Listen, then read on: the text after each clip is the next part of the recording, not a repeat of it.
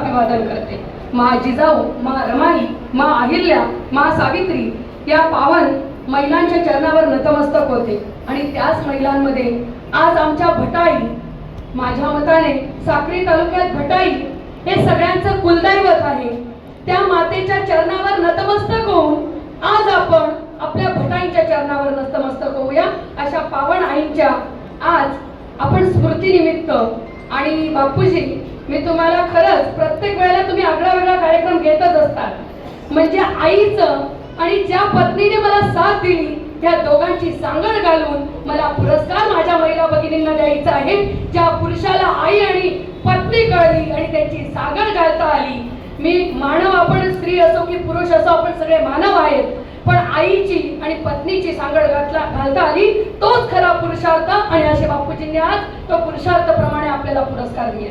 आणि बहिणीच्या प्रती, माझ्या लेकीच्या प्रती थोरात फॅमिलीने कृतज्ञता व्यक्त करावी अशी कैलास अण्णांना मी म्हणते की बहिणीला आपण म्हणतो की शेवटची ज्या वेळेला माहेरची साडी ती बोळवण बहीण श्रीमंताच्या घरी दिलेली असावी किंवा गरीब भाऊ असावा. ती फाटकी तोटकी बोळवण जोपर्यंत येत नाही तोपर्यंत ती राजाच्या घरी जरी असली आणि भाऊ जरी शिपाई असला तरी ती माहेरची साडी तिच्या अंगावर दिली जाते, तरच लेक पुढे निघते. ही अशी आई आहे. आणि या आईची सांगड थोरात फॅमिलीने भगवान बापूजींनी घालून आणली. म्हणून आजचा दिवस खरा पंढरीच्या वारकरी संप्रदायाचा दिवस आहे बापूजी. त्या कार्यक्रमासाठी अनेक मान्यवर आलेले आहेत. आजच्या कार्यक्रमाचे अध्यक्ष, मी संजय भाऊंचं भाषण नेहमी ऐकत असते. जगदीश दादा देवरुखकर, जगदीश दादांचं आत्ताच भाषण झालं. मी तेवढी मोठी नाही की मी तुमच्यापेक्षा चांगलं बोलू शकते, पण नक्की स्त्रीचा विषय आला की आम्हाला पण अभिमान वाटतो. असे आपल्या कार्यक्रमाचे अध्यक्ष संजय भाऊ, भाजपचे ज्येष्ठ नेते माजी महापौर चंदूबाबा सोनार, आमचे हिलाल अण्णा माळी, आमचे जिल्हा प्रमुख मनोज भाऊ मोरे, युवराज आबा, आमच्या महापौर मी ताई, आमच्या माजी महापौर जरी म्हटलं तरी आम्ही महापौर म्हणून, कारण की स्त्रीला मान मिळाला तर तो सगळ्यात मोठा आनंद असतो. अशा आमच्या प्रतिभाताई, कल्पना काकू, आमच्या सुमनताईंनी आताच म्हटलं की ज्या वेळेला स्त्री बोलत असते ना तर त्यावेळेला ती चुकत जरी असली तर ताई कधीच चुकणार नाही. पण स्त्रीच्या तोंडातून जे वाक्य निघतात, ज्याला म्हणतात तिच्या हाती पाळण्याची दोरी ती जगा उतारी. म्हणून एकदा स्त्रीच्या हाती पाळण्याची दोरी आली तर ती नक्कीच तिचं कर्तव्य ठसा उमटवण्याचा प्रयत्न नक्कीच करत असते. अशा आमच्या सुमनताई, आमच्या संग्राम बापू आणि सगळेच गुलाब माळी भाऊ आणि सगळेच तोलामोलाचे व्यासपीठावर बसलेले माझे सगळेच तोलामोलाचे व्यासपीठावर बसलेले. वेळ खूप झालेला आहे. सगळ्यांचे नावं समोर बसलेले माझ्यापेक्षा ज्येष्ठ आहेत. या सगळ्यांची नावं घेऊ शकते, पण स्त्रियांना जरी पुरस्कार दिला तरी कमरेला साडी खोसून रात्री 9 वाजो तरी आम्हाला स्वयंपाक करण्याशिवाय गत्यंतर नाही. म्हणून आमच्या हाती जरी आज पुरस्कार मिळाला तरी आम्हाला किचन जवळ उभं राहावं लागेल, कारण की प्रतिभाताई पाटील आपल्याच जळगाव जिल्ह्याची लेक राष्ट्रपती झाली. पण मी त्यांचा एक किस्सा ऐकला होता. मुलाने सांगितलं, आई तुझ्या हातची भाजी खूप छान लागते. आमच्या प्रतिभाताईने राष्ट्रपती भवन मध्ये त्या मुलाला भाजी करून खाऊ घातलेली आहे. ही अशी आई असते. म्हणून ती कितीही मोठ्या पदावर गेली तरी तिला स्वयंपाक करणं भाग आहे.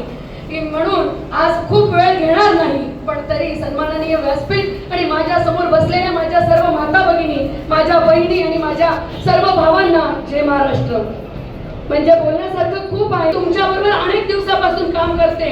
मी मीना वहिनींना बघितलेलं नव्हतं, कारण की जवळून मी राजकारणात नंतर आली, पण मी मीना वहिनींना बघितलेलं नव्हतं. पण आज लक्षात येतंय की मीना वहिनींनी तुम्हाला साथ दिली असेल. आईने, भटाई आईने तुम्हाला घडवलं. म्हणून बापूजींनी, मी त्यांच्याबरोबर 4 वर्षापासून काम करते आहे आणि मला कधीच असं वाटलं नाही की मी वेगळी आहे, मी वेगळा पक्ष, वेगळं काहीतरी.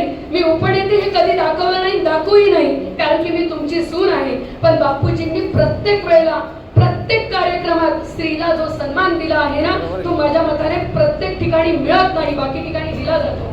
पण स्त्रीला जो सन्मान दिला जातो ना, तो साक्षात महालक्ष्मीला, दुर्गेला, देवीला दिला जातो, आई सप्तशृंगीला दिला जातो. आणि आज ते बापूजी तुम्ही ओळखलं आणि माझ्या माता भगिनींच्या हाती जो आज पुरस्कार देत आहे त्याच्यासाठी मी तुम्हाला मानाचा मुजरा करते. शिवबांनी नेहमी आईला, दुसऱ्याची परस्त्रीला सुद्धा आई मानलं. ही अशा गोष्टी फार क्वचित घडत असतात. आणि मी माझ्या आईंना, बहिणींना एकच सांगते, नेहमी एखाद्या सासूने, एखाद्या सुनेने सासूला म्हणावं, आई तुम्हाला काय मी तो स्वयंपाक करून तुम्हाला खाऊ घालते, तुमच्या आवडीचं आपण खाल्लं तर काय फरक पडतो. असं जर सुनेने सासूला म्हटलं तर ती सासू फार तिला मोठा पुरस्कार मिळतो. आणि सासूने पण एखाद्या दिवशी सुनेला म्हणावं, मी फार मोठी नाही तुम्हाला सूचना करणारी, पण सासूने पण सुनेला म्हणावं, का ग दमलीस का, आज माझ्या हातचं जुनी पाटोडीची भाजी तुला खाऊ घालते. असं ज्या वेळेला म्हणणार त्या वेळेला खरं पुरुषांची गरज नाही. कारण की आपण 7 वाजता सिरियल बघतो, सगळ्यात महत्वाच्या त्या सिरियल आपल्या घरांना बर्बाद करतात. आणि त्या सिरियल मध्ये सून आणि सासू, पुरुषाची गरज नाही आपल्याला काही करायची. प्रत्येक सिरियल मध्ये सासरा कधी नारद दाखवलाय का, सासूबाईच दाखवलेली. का म्हणून आपल्याला तो श्राप आहे, पण आपण तो पुसून काढत आहोत. कारण की आपण 21व्या शतकातल्या विज्ञानातल्या युगातल्या स्त्रिया आहोत. आपण चंद्रावर सुद्धा झेप घेतलेली आहे, म्हणून स्त्रिया कुठेच मागे नाहीत. पण त्या स्त्रियांमागे, आज जर माझ्या कामामागे पुरुष राहिला नसता, माझे पती राहिले नसते आणि धुळे जिल्ह्यातली सून म्हणून तुम्ही मला घरातनं काढली नसती, तर पुरुषाने माझ्या खांद्याला खांदा लावून तू करू शकते शुभांगी असं म्हणू शकले नसते. तुम्ही सन्मान आणि व्यासपीठ माझ्या मागे उभे राहिले नसते, तर शुभांगी कुठेच राहिली नसती. आणि आत्ताच बापूजींनी सांगितलं, थोरात फॅमिली. बापूजी, मी पदवीधर आणि शिक्षकच लढणार आहे. तुमच्याच व्यासपीठावरून आज सांगते, मी आधीही सांगितलं होतं. मनोज भाऊ, मला विचारलं वरून, तरी मी सांगितलं मला शिक्षक पदवीधर हे खूप छान जमतं. बापूजींनी सांगितलं, शिक्षण आणि आरोग्य हे सगळ्यात मूलभूत गरजा आहेत आणि ते शिक्षण जर सुधारायचं असेल तर त्याच्यात एक भक्कम आपल्याला काम करावं लागेल. आणि ते काम करण्यासाठी मी तिथेच चांगली आहे. नगरचे थोरात जरी माझ्या बरोबर नसले तरी तुम्ही माझ्या बरोबर आहे. पहिल्यांदा तुम्ही थोरात फॅमिली माझ्या बरोबर आहे, म्हणजे माझा विजय आजच मला वाटतोय की आजच माझा विजय आहे. आणि मला बोलावलं, माझा हेतूची सत्कार केला आणि माझ्या महिला भगिनींचा सत्कार केला. सिद्धू दादा, बापूजींनी जसं काम केलं तसं सिद्धू दादाचंही वागणं खूप ग्रेट आहे. तो पोरगा इतका 4 वर्षापासून युवा सेनेत मी बघितलेला आहे. कधीच त्याने असं दाखवलं नाही की मी महापौरचा मुलगा होता, किंवा चौधरी समाजातल्या अनेक कार्यक्रमांना मी येत असते. त्यावेळेला तुमच्या महिला आघाडी किंवा सगळेजण मला खूप आदराने वागवतात. मी इतर समाजात जात असतानाही वागवतात. पण सिद्धू दादा आमचा लहान भाचा आहे, पण तो खूप चांगलं काम करत आहे. म्हणून सिद्धू दादा, तुला आमची केव्हाही गरज लागेल तर नक्की हाक मार.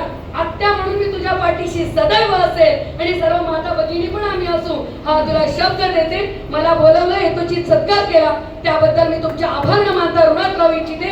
आई एकविरा मला ज्या ज्या वेळेला जन्माला घालेल त्या त्या वेळेला धुळे जिल्ह्याची सून म्हणून जन्माला येऊ दे, एवढंच म्हणते थांबते.